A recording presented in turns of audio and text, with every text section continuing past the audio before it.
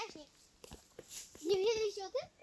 Tutaj są czereśnie. No wiem, właśnie widziałam je. Gdzie są czereśnie? Gdzie widzisz? To weź to zabierz. Posadzimy. Ej, bo ja jestem mega dobry.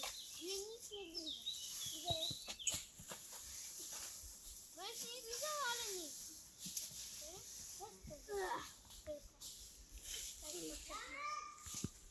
Mamy przy sobą dobrą, mam idealną.